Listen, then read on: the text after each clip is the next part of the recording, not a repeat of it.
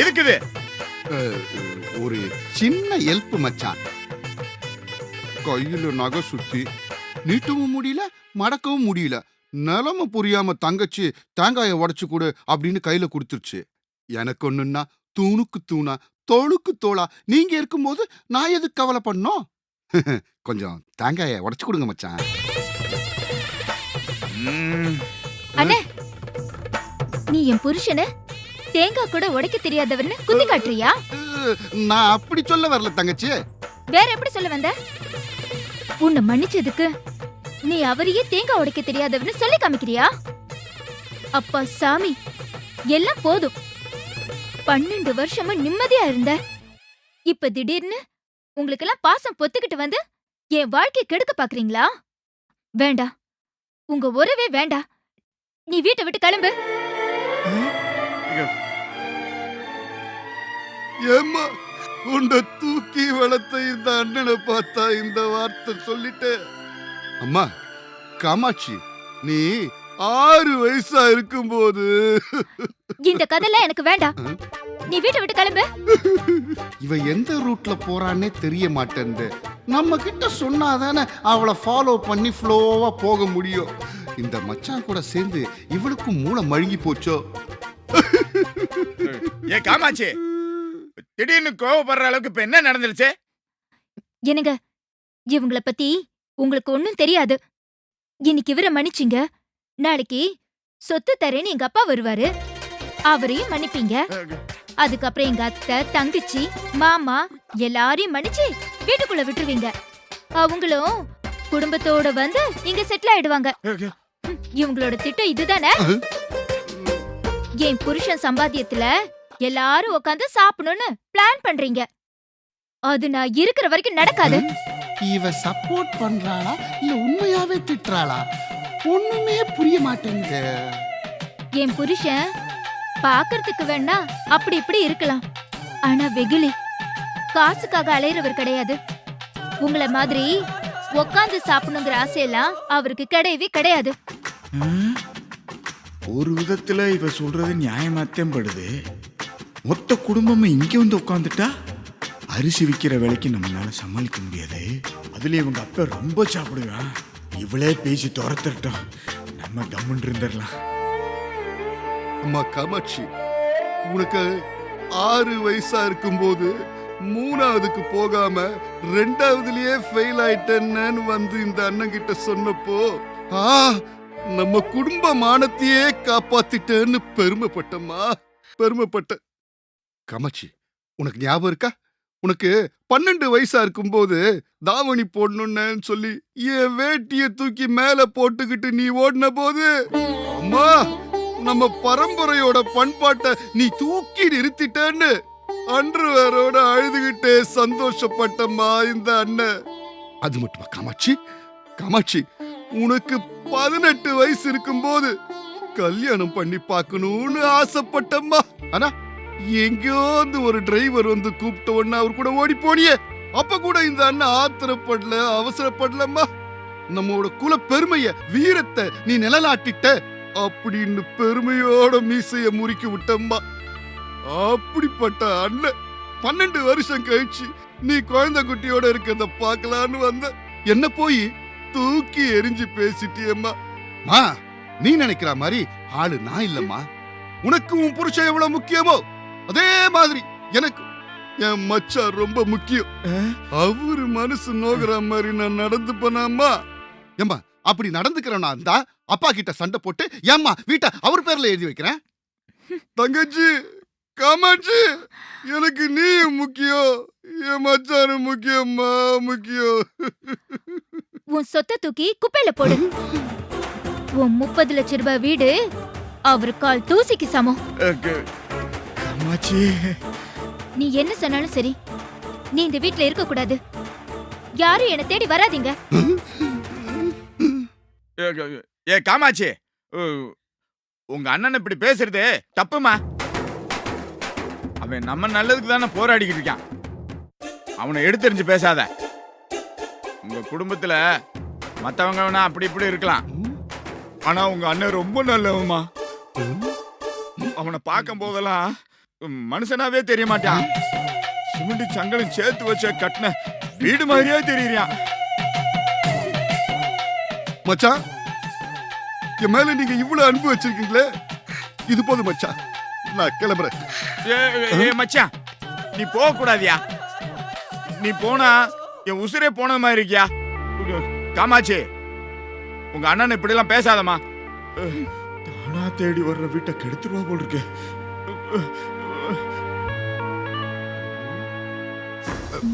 லூசு தங்கச்சி, என்ன பிளான் பண்றதுனாலும் சொல்லிட்டு செய்ய மாட்டியா? ஐயோ, உனக்கு என் புருஷனை பத்தி தெரியாது. அவர் வெளியே பேசிக்குவாரு, ஆனா உள்ளுக்குள்ள கணக்கு ஓடிக்கிட்டே இருக்கும். அவரை யோசிக்க மட்டும் விடக்கூடாது. அப்படியா? ஆமா. Okay, ton.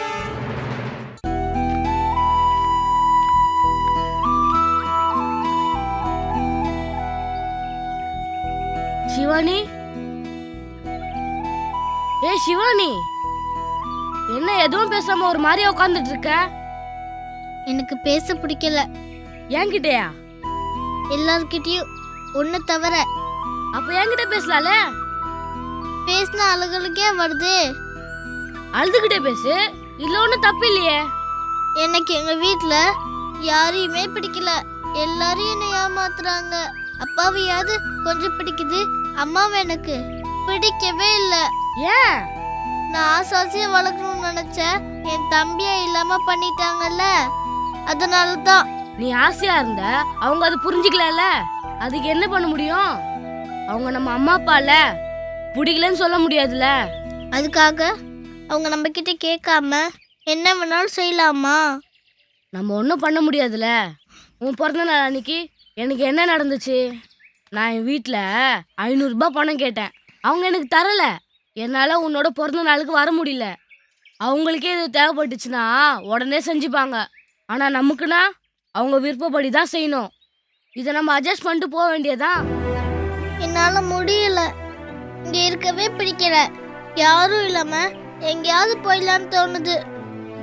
அப்படிலாம் யோசிக்க கூடாது. எங்க ஸ்கூல்ல இப்படிதான் ஒரு பையன் யாருக்கிட்டயும் சொல்லாம வீட்டை விட்டு போயிட்டான். அப்புறம் போலீஸ் வச்சு கண்டுபிடிச்சாங்க. அதுக்கப்புறம் அவனுக்கு வீட்டுல போய் அடி உதன்லாம் கிடைச்சது. இதெல்லாம் தேவையா? அதனால அவங்க என்ன சொல்றாங்களோ அதே மாதிரி நடந்துகிட்டு போயிடுவோம். அவங்க சொல்ற மாதிரி நான் நடக்க ட்ரை பண்ணனா தினமும் எங்க அம்மா கூட சண்டை தான் போடணும். நீ நிறைய யோசிக்காத. யோசிச்சா பிரச்சனை தான். நான் சொல்றத கேளு. உங்க அம்மா கிட்ட எல்லாம் சண்டை போடாத. அவங்க என்ன சொல்றாங்களோ அதே மாதிரி நடந்துக்கோ. கொஞ்சம் வளர்ந்ததுக்கு அப்புறம் நமக்கு தேவையானது கிடைக்கும். உன்ன மாதிரி பின்னாடி கிடைக்கும்னு என்னால யோசிக்கவே முடியல. நான் பேசாம உங்க வீட்ல மல்லியா பிறந்திருக்கலாம். இப்போ நீ எனக்கு மல்லி தான். உனக்கு என்ன ப்ராப்ளம் இருந்தாலும் நான் உன் கூட தான் இருப்பேன்.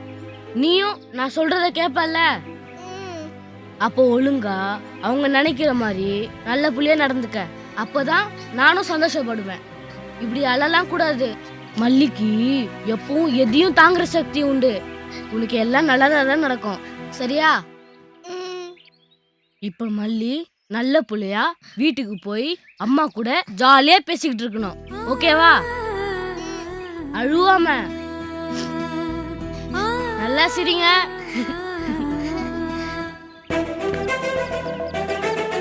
சார், ஏதோ அவசரமா வர சொன்னீங்க. எதுவும் பிரச்சனையா சார்? ஆமா, உன் போனை கொடு. ஏன் சார்? கொடு சொல்றேன். இந்தாங்க. என் மிஸ்ஸஸோட நம்பரை என்ன பேர்ல ஸ்டோர் பண்ணிருக்க? சார், லட்சுமி சிவகுரு தான் ஸ்டோர் பண்ணிருக்கேன் சார்.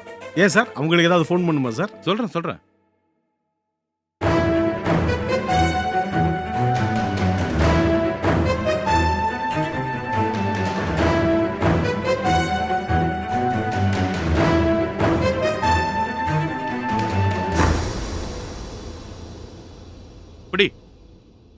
என்ன சார் கொடுத்துட்டீங்க?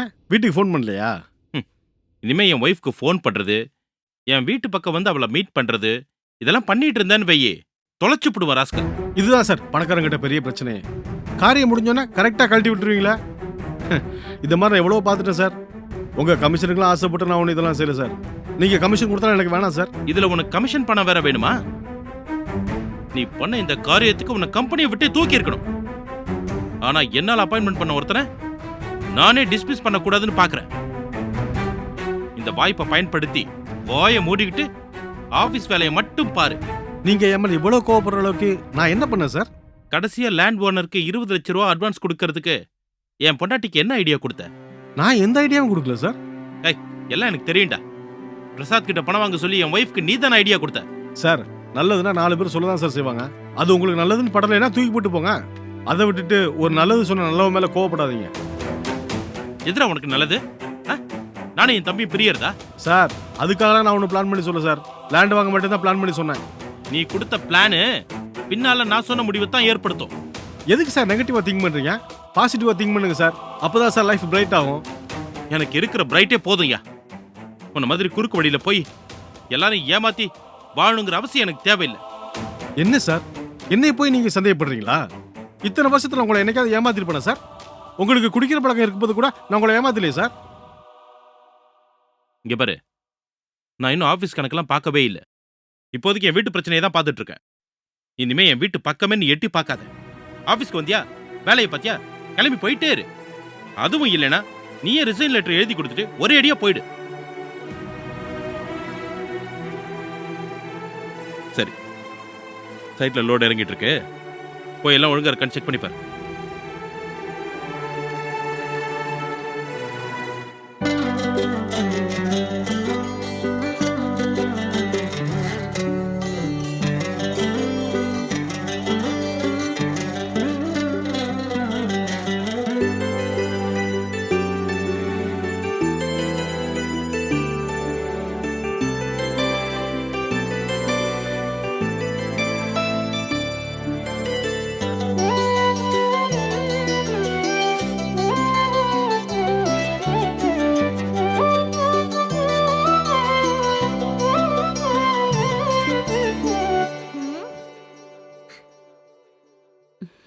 ஐ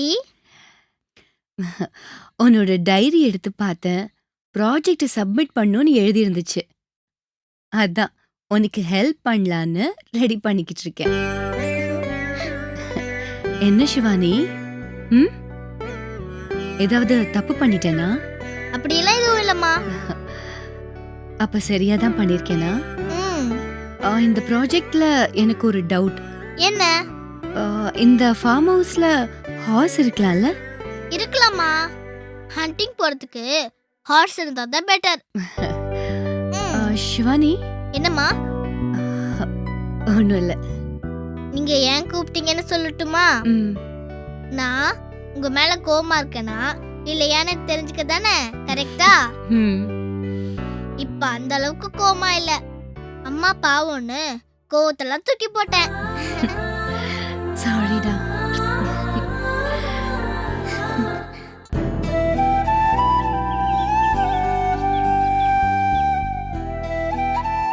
எங்க அண்ணன் இப்படி பேசுவார்னு நான் நினைச்சு கூட பார்க்கல. அவர் என்ன தங்கச்சியா ஏத்துக்கலனாலும் நான் தினம் ஜீசஸ் கிட்ட வேண்டப்போ அவருக்கும் சேர்த்துதான் வேண்டிக்குவேன். எனக்கு இந்த உலகத்துல உறவுன்னு சொல்லிக்க அவரை விட்டா யாருமே இல்ல. அவர் மேல எனக்கு ஒரு சின்ன கோவம் இருந்துச்சு. அன்னைக்கு நீங்க என் அண்ணனோட கோவத்தை நியாயப்படுத்தினதுக்கு அப்புறம் தான் எனக்கு புரிஞ்சுது. ஆனா இந்த கோவம் நிரந்தரம் இல்ல. அவர் என்ன கண்டிப்பா ஏத்துப்பார்னு நம்பிக்கையா இருந்தேன். ஆனா இப்போ அந்த நம்பிக்கையெல்லாம் உடைஞ்சு போச்சு. அழாதீங்க, கண்ணை தொடங்க. முதல்ல என்னாச்சு? அண்ணன் என்னதான் சொன்னாரு? நான் உங்ககிட்ட பேசிட்டு இருந்தத அண்ணன் பாத்திருக்காரு. நம்ம உறவை தப்பா புரிஞ்சுக்கிட்டு நடந்தது என்னன்னு சொல்ல விடாம கோயில் வாசல்ல வச்சு என்ன திட்டினாரு.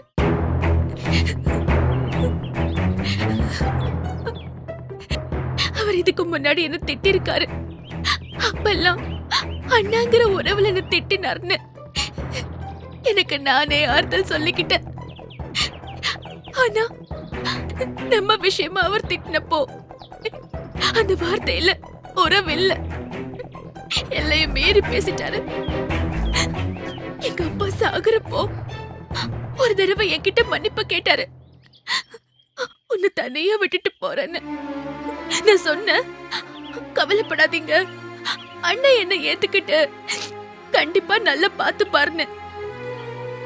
அப்ப அவரு ஒரு சின்ன சிரிப்பு சிரிச்சாரு.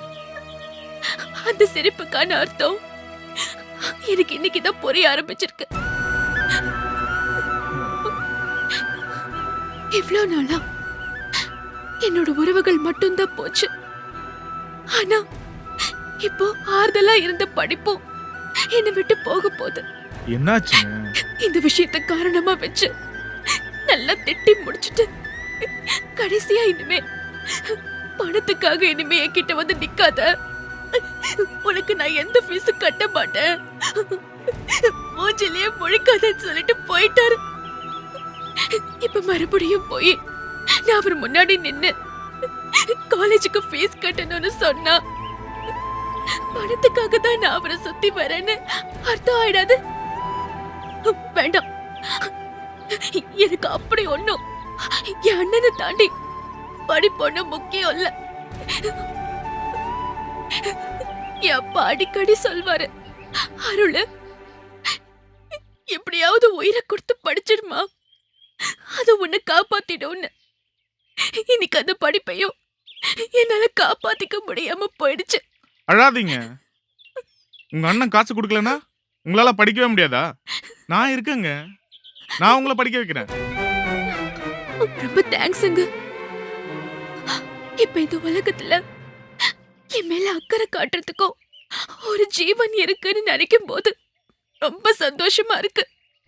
ஆனா வேணாங்க, என்னால நீங்க சிரமப்படுறத நான் விரும்பல. இல்லைங்க, இதுல எனக்கு எந்த சிரமமும் கிடையாது.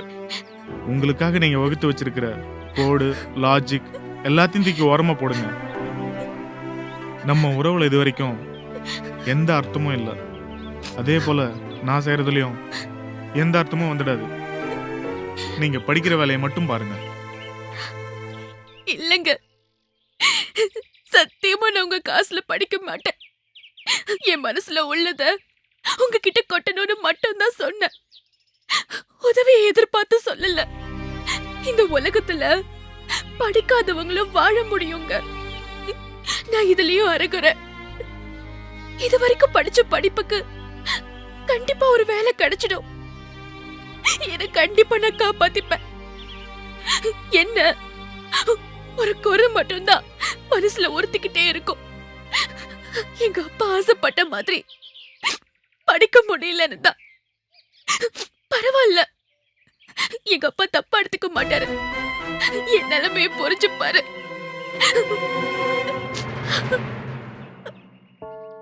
நான் உன்னை விட்டு விலகுவதும் இல்லை, உன்னை கைவிடுவதும் இல்லை அப்படின்னு உங்க கர்த்தர் தாங்க சொல்லியிருக்காரு.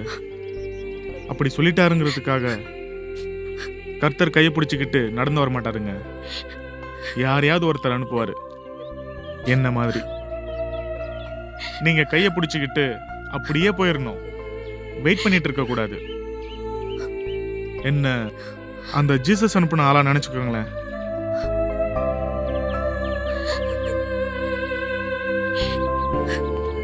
ஏங்க ரொம்ப யோசிக்காதீங்க, உங்க ஜீசஸ் கோச்சிக்க போறாரு. இந்த பிரச்சனையை விட்டுருங்க, நான் பாத்துக்கிறேன். உங்க அண்ணனும் ஒரு நாள் உங்களை புரிஞ்சுப்பாரு. உங்க ஜீசஸ் எல்லாத்தையும் கவனிச்சுப்பாரு. ஆனா ஒரு கண்டிஷனுங்க. என்னங்க? படிக்கிறப்ப எனக்கும் சேர்த்து படிச்சிடணும், ஓகேவா?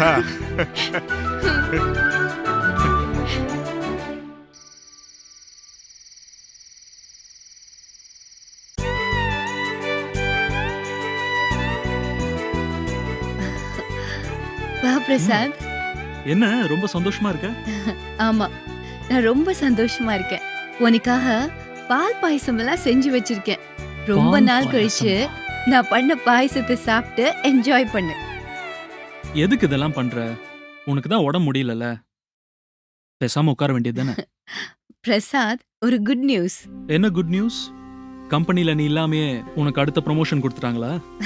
இல்ல பிரசாத், சிவானி என்ன மன்னிச்சிட்டா. நாங்க 2 பேரும் பழைய மாதிரி ஒண்ணு சேர்ந்துட்டோம். இங்க பாரு, நாங்க 2 பேரும் சேர்ந்து பண்ண சயின்ஸ் ப்ராஜெக்ட். உனக்கு ஷாக்கா இருக்குல்ல? எனக்கும் ரொம்ப ஷாக்கா இருந்துச்சு. உன்கிட்ட சொல்லணும்னு வெயிட் பண்ணிட்டு இருந்தேன். காலையில சீக்கிரம் எழுந்தனா என்னையும் எழுப்பி விட்டுரு, நிறைய வேலை இருக்கு.